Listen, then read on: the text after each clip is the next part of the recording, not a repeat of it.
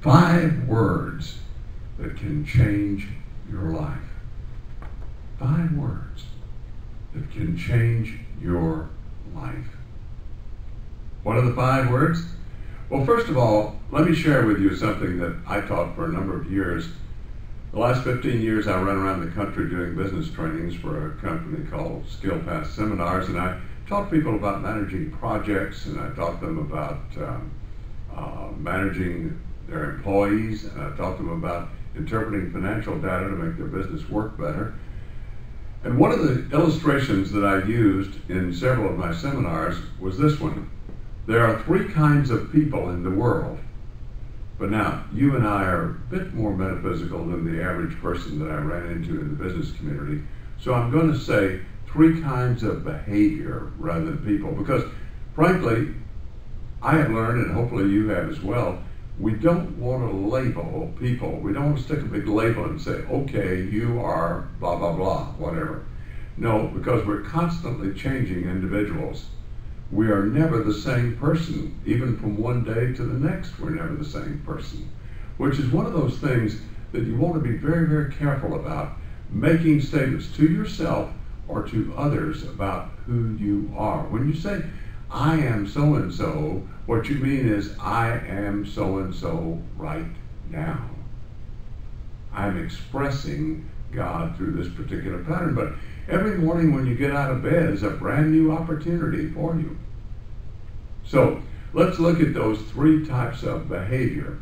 The first type is the person who is studying circumstances. This is the person that I call watching what happens. They're observers. They see what is going on. They see who is doing what to who and where. And they make mental notes about it, sometimes critical, sometimes complimentary, but always observing. Now, this is very common in little children. In fact, up until they're 7 or 8 years old, they spend most of their time observing the big people around them to get some clues about how they're supposed to function in this world. Well, the big people are doing this, so I'm supposed to do that, we say. Then, after a period of time, when we become more of our own identity selves, we bridge away from that. Well, that is, some of us do. In fact, most of us do. The ones who stay in that observing mode become our scientists. They become our analysts.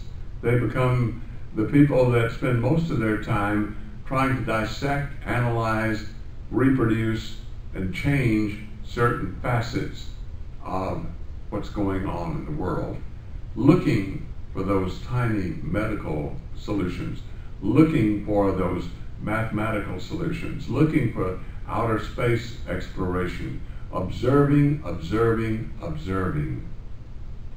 Now, am I saying that's wrong? No.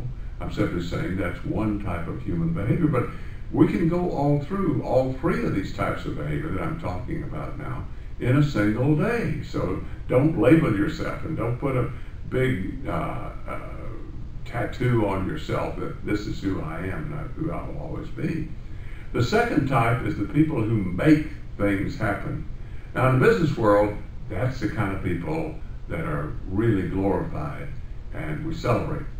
In fact, Lee Iacocca, a very famous manufacturer who took Chrysler out of the dumps, said it probably as well as anyone else. He said, do something, either lead, follow, or get out of the way. In other words, take some action, no matter what it is, and learn from that action. Now, there's nothing wrong with taking action. In fact, nothing's going to happen, really, until you do take some action. However, is that the ultimate goal for all of us? I don't think so. There are times when we want to observe first and then take some action, and that's okay. The third type of behavior that is very common among people, unfortunately, is to wonder, what happened?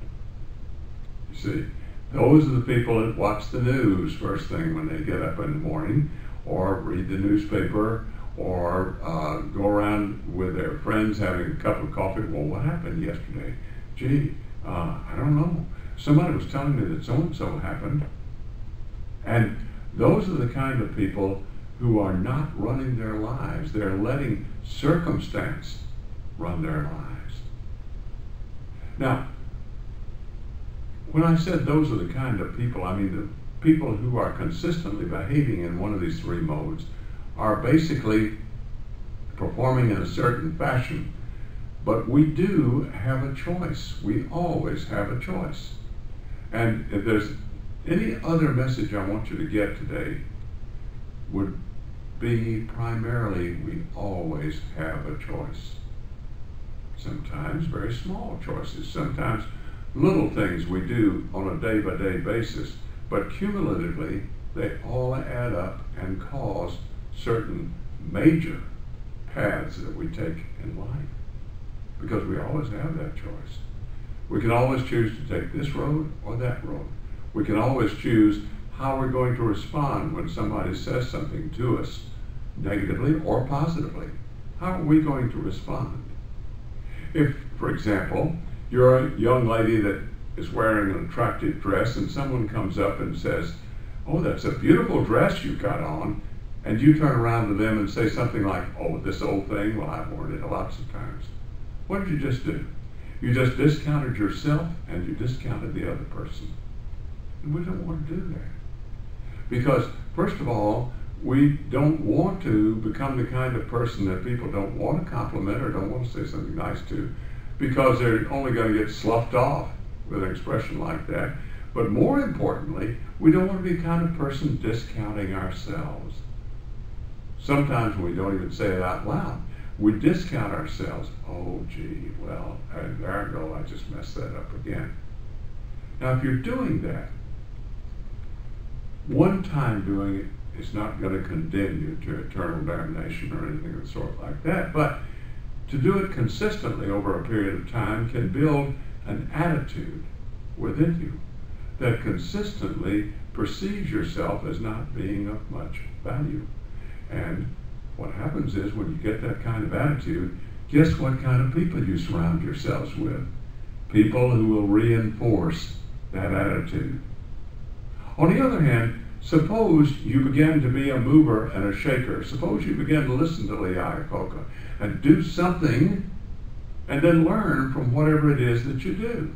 Because when you do something, are you always going to get the outcome that you wanted? Of course not. Are you going to be surprised sometimes? Of course. Are you going to be disappointed sometimes in the results of your action? Of course.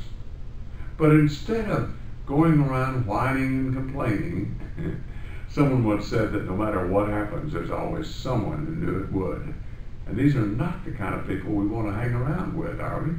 Because they're the ones who are expecting the bad outcomes in life. And you know something? They generally get what they expect.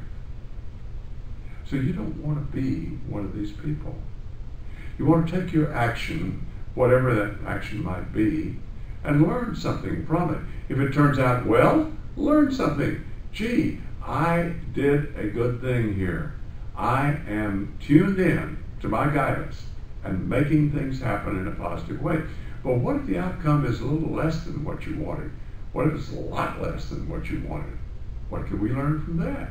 Well, we learned that that particular system did not work. So the next time something like that comes up, we will want to still take some action, but take a different kind of action and get a different kind of result in the process. Okay. Now, what about the third time that wonders what happened? Now, don't misunderstand me. I don't mean these people are dumb or stupid. I just mean they're going with the flow. They're going with the crowd. They're following the leader. There's a lot of people like that in the world who find it much easier to look around for somebody who knows what they're doing, or at least appears to know what they're doing, and go follow that leader.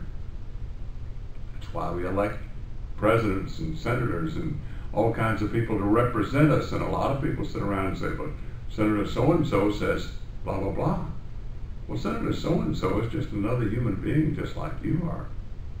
And They may have gone to college and graduated a PhD or something like that, but they're still just a human being, and they're still learning about life. You see, I believe life is a school, and we're all students in that school.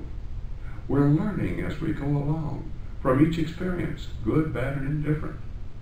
So when we do that, when we begin to wonder what happened in a positive way and learn from that experience, then we begin to make progress in our life. And that's what it's all about. Now, I started this by saying 5 words that could change your life. What are those 5 words? Glad you asked. Let go and let God. 5 words that can change your life. Let go and let God. Now, does God need your permission to do something? No, but God does need your alignment in order to see the results in your life. In other words, you can have no more good in your life than you will accept. You can have no more abundance in your life than you will accept. You can have no more love in your life than you will accept. You can have no more health in your body and your mind than you will accept. The limits are not upon God's willingness to supply all of this, because God has supplied each one of us with everything we ever will need in life from the get-go, from the very beginning, from the time we took our first breath. We already had everything God could supply us with. We are God's beloved child, and God is functioning with us and wants us to have the very best. And part of that very best that we were given is free will, freedom of choice. The problem is, as students in life's school, we are continually making choices, and sometimes those choices are more fruitful and helpful to us than other times. But always, every choice we make, as I used to tell my business students, every choice we make is profitable, because that's a good word out there in the business world, profitable. Every choice we make is profitable. Either we get the outcome that we want, or we learn something that we need. And when we start every choice in every situation, regardless of what it might be, when we start by letting go and letting God, we start by mentally asking ourselves, okay, God, what's the right direction here? Where do I need to go? What choice do I need to make here? And then shut up. You see, some of us are so busy telling God what's going on in our lives as if God didn't know, that we don't ever take time to listen for that guidance. Oh, I don't mean you have to be a guru and go to the top of some far eastern mountain and sit there in silence for days on end. No, it's much easier than that. We can be right in the middle of the hubbub, the busyness of the day, and just take a few minutes to, if nothing else, hopefully you don't smoke cigarettes, but to take a prayer break, for lack of a better term, to take a few minutes to just walk around a little bit by yourself and listen to the voice inside, because that voice will guide you in the right direction. But again, God does not force us to do things. God allows us to make those free choices that we will. And our life, up until today, is the result of the choices we have made up until now. And the good news is we can make some different choices starting right now. If we're not happy with the amount of money in our lives, if we're not happy with the amount of love in our lives, if we're not happy with our state of health, if we're not happy with our guidance and wisdom, we can make some new choices. And those choices can be very small, very simple, repeated day after day, and cumulatively, as I said earlier, they all bring about an outcome that we want. So, everything, every day, in every way in our lives begins with those 5 magic words. Let go and let